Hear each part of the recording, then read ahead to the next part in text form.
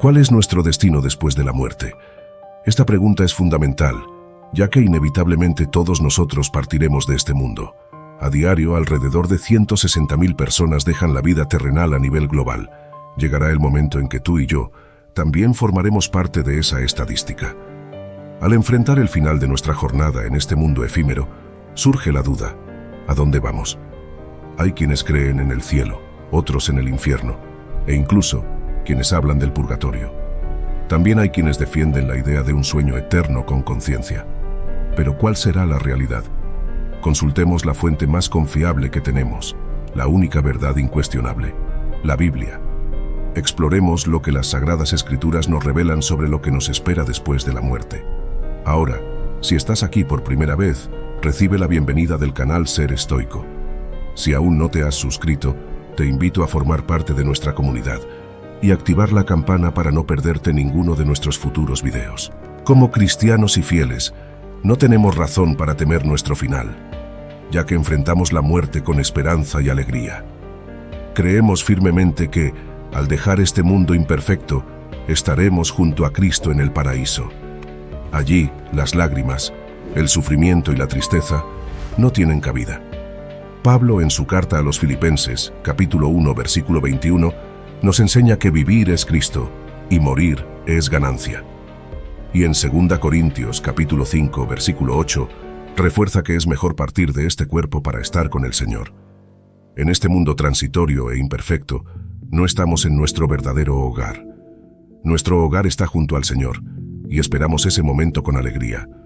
Ahora, vamos a explorar lo que ocurre en el instante en que partimos. Algunos fieles creen que, al morir, entramos en un profundo sueño inconsciente hasta la segunda venida de Cristo, una creencia conocida como la doctrina del sueño del alma. Esta teoría sugiere que, en el momento de la muerte, el creyente entra en un estado de inexistencia consciente hasta el regreso de Jesús. Esta idea, que surgió alrededor del siglo XIX, no es ampliamente aceptada. Otros cristianos, particularmente en la Iglesia Católica Romana, creen en el purgatorio, un lugar de purificación del alma antes de ascender al cielo. También hay quienes dicen que, al morir, nuestra alma se une inmediatamente a Cristo, mientras nuestro cuerpo reposa en la tierra hasta su segunda venida. En ese momento, seremos reunidos con nuestros cuerpos, que resucitarán para la eternidad. Dios creará un nuevo cielo y una nueva tierra, y allí habitaremos con Él por toda la eternidad. En cuanto a los incrédulos, las opiniones son diversas. Algunos creen que, después de la muerte, esas almas enfrentarán el infierno eternamente. Otros discrepan, argumentando que simplemente dejarán de existir. Una tercera visión, conocida como aniquilacionismo, sugiere que Dios los extinguirá, poniendo fin a su existencia después de un periodo de sufrimiento por los pecados cometidos. Pero, ¿cuál es la realidad? La verdad se revela al analizar las Escrituras de manera íntegra y equilibrada. Enfocándonos inicialmente en el purgatorio, observamos que la Biblia no hace mención directa de él.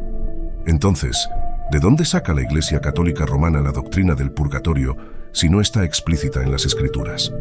En primer lugar, a través de la creación de tradiciones, y en segundo lugar, al encontrar indicios en los libros apócrifos. Por ejemplo, en el libro de 2 de Macabeos, capítulos 12, versículos 42 a 45, Judas Macabeo, líder de las fuerzas judías, realizó una colecta de 2.000 dracmas de plata por persona, enviándola a Jerusalén como una ofrenda por el pecado. Esta acción fue considerada noble y honorable, teniendo en cuenta la resurrección, ya que orar por los muertos sería inútil y absurdo si no hubiera expectativa de resurrección. Judas tenía en mente la magnífica recompensa reservada para aquellos que parten en la fe. Fue un acto noble y devoto de Judas Macabeo hacer expiación por los muertos, con la esperanza de liberarlos de sus pecados. En 2 de Macabeos, se sugiere que orar por los muertos y ofrecer sacrificios por sus pecados puede ayudar en su perdón.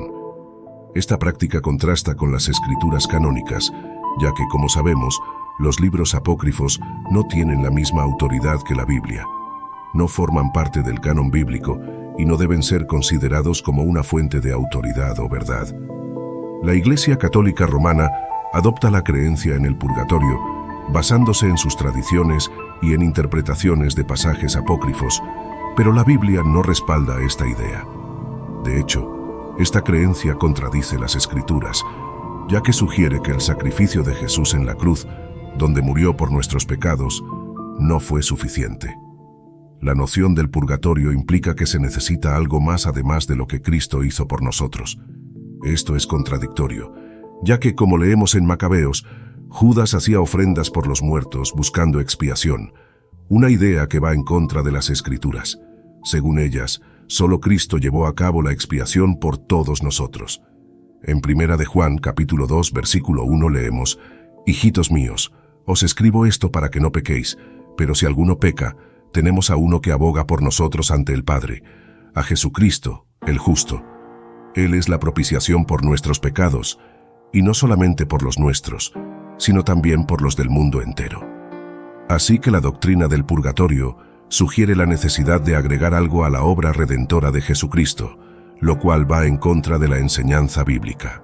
Esta idea representa una enseñanza peligrosa y errónea que entra en conflicto con las Escrituras. Solo Jesucristo pagó completamente el precio de nuestra salvación, como se relata en toda la Biblia. Él mismo proclamó: «Está consumado», como se registra en Juan 19, versículo 28. En ese versículo, leemos que después de saber que todo estaba cumplido, Jesús, para que se cumplieran las Escrituras, dijo: «Tengo sed». Había allí un jarro de vinagre, y empapando una esponja en el vinagre y poniéndola en una vara de hisopo, se la acercaron a la boca.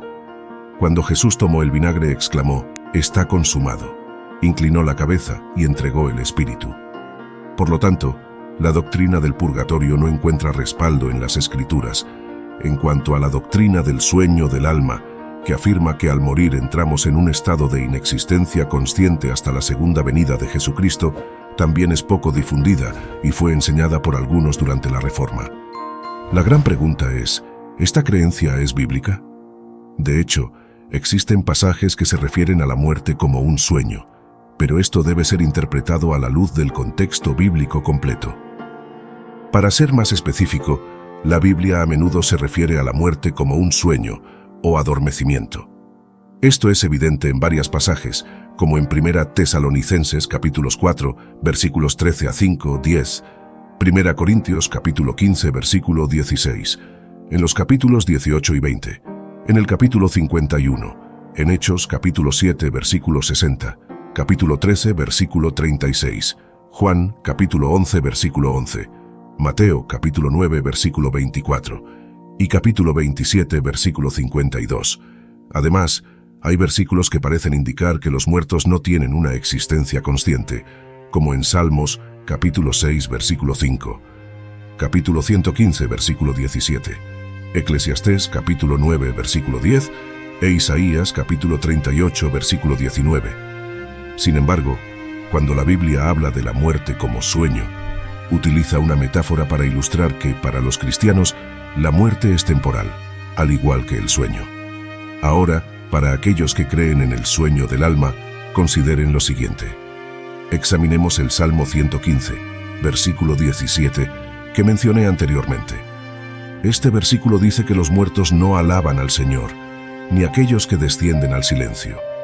Esto puede parecer una referencia al sueño del alma, pero no debemos interpretar un versículo de forma aislada. Continuando la lectura, el versículo 18 declara: «Mas nosotros bendeciremos al Señor desde ahora y para siempre». Esto no sugiere que primero moriremos, estaremos inconscientes por un periodo prolongado, y luego estaremos con el Señor. Por el contrario, no afirma eso de ninguna manera. Vamos a analizar otro pasaje que a menudo se cita para defender la idea del sueño del alma.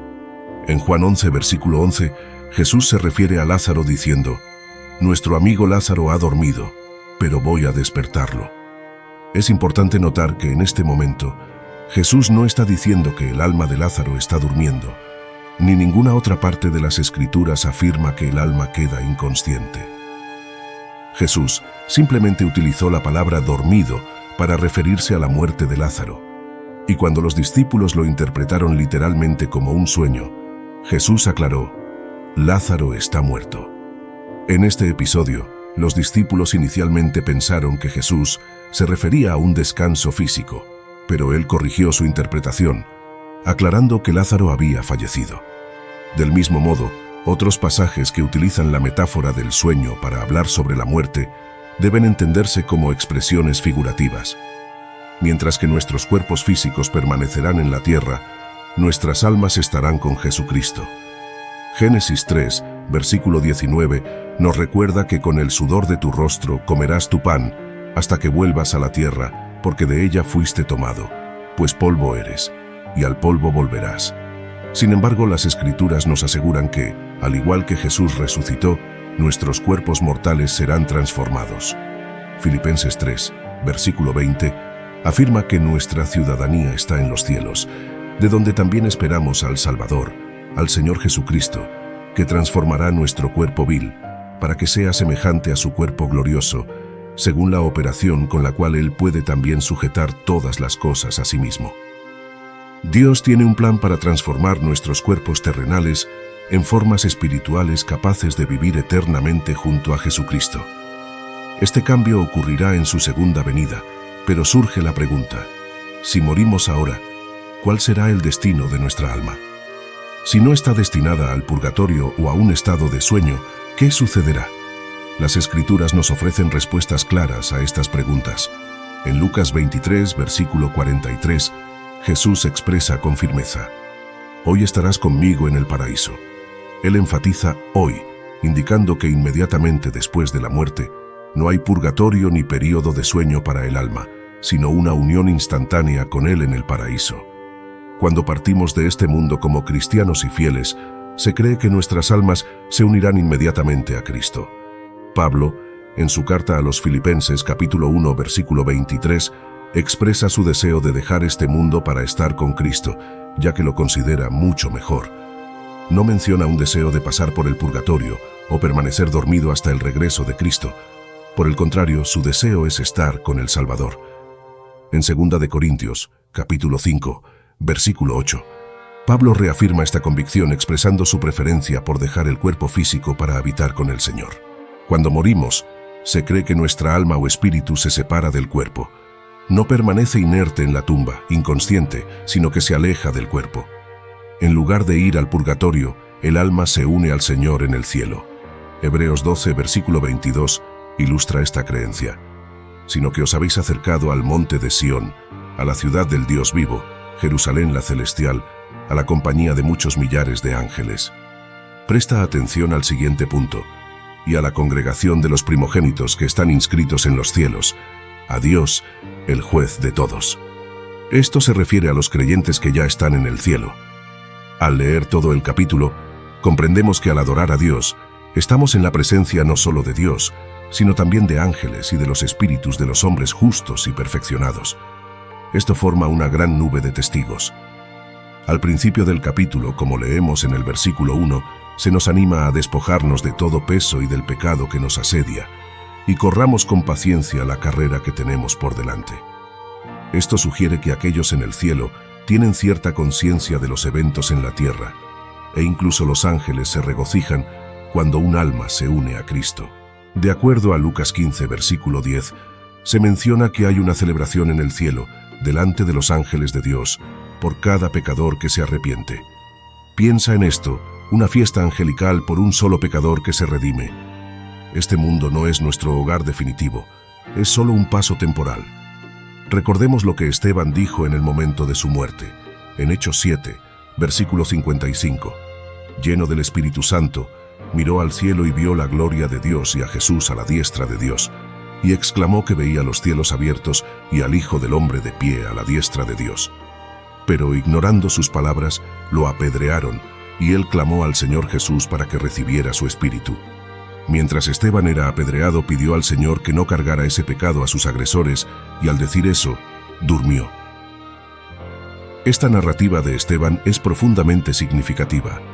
Él, lleno del Espíritu Santo y hablando la verdad, entregó su espíritu a Jesucristo, mostrando que el espíritu va inmediatamente al Señor, mientras el cuerpo descansa en la tierra.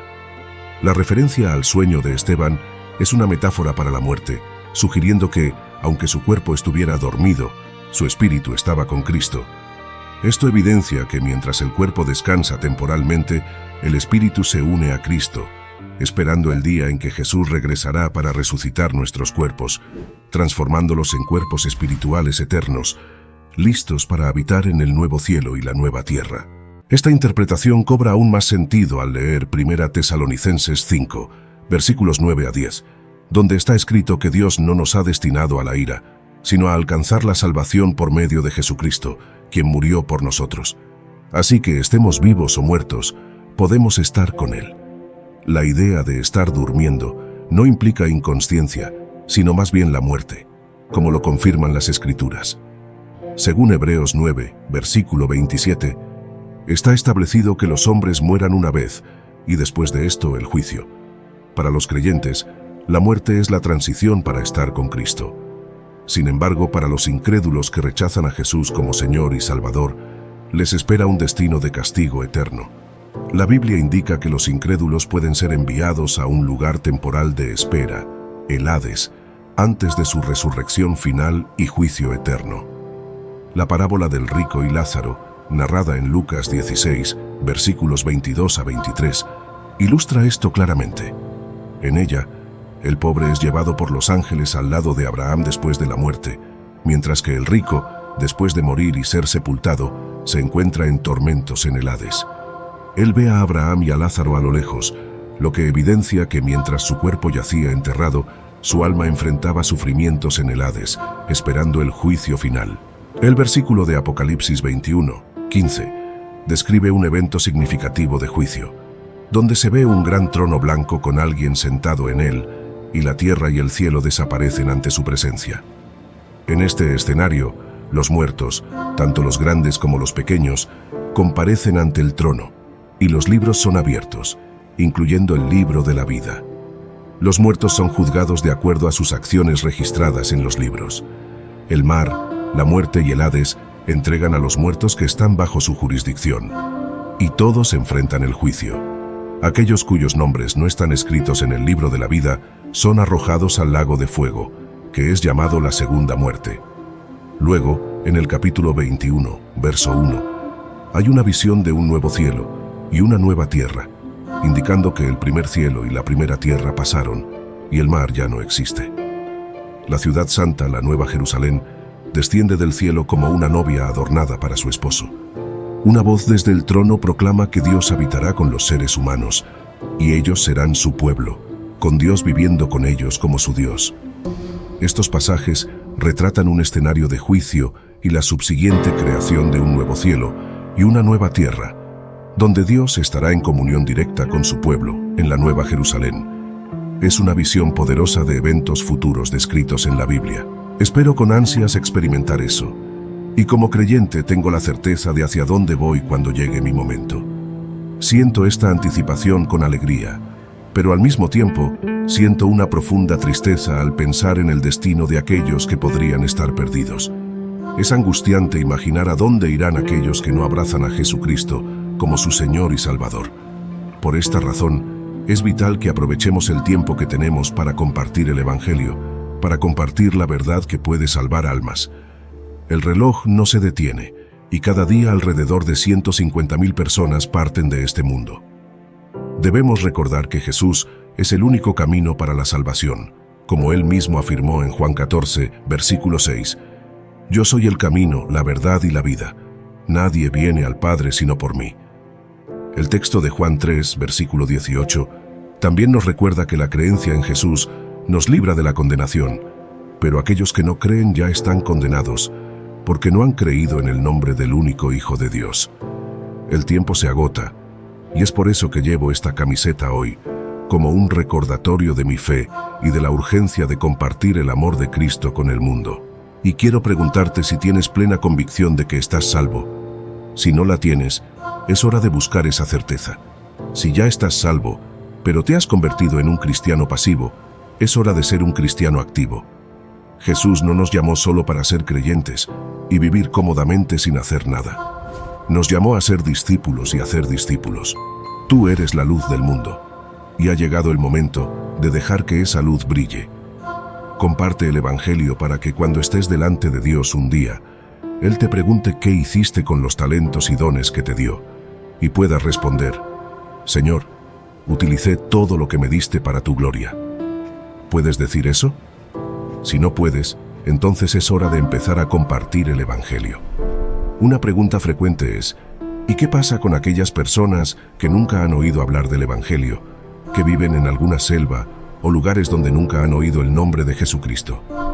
¿Qué les sucederá? Espero que hayan disfrutado de este video y que todos se sientan bendecidos y no esperen. Sean cristianos fuertes y activos. Me gustaría saber desde dónde están viendo este video y les envío bendiciones a todos ustedes. Que Dios los bendiga.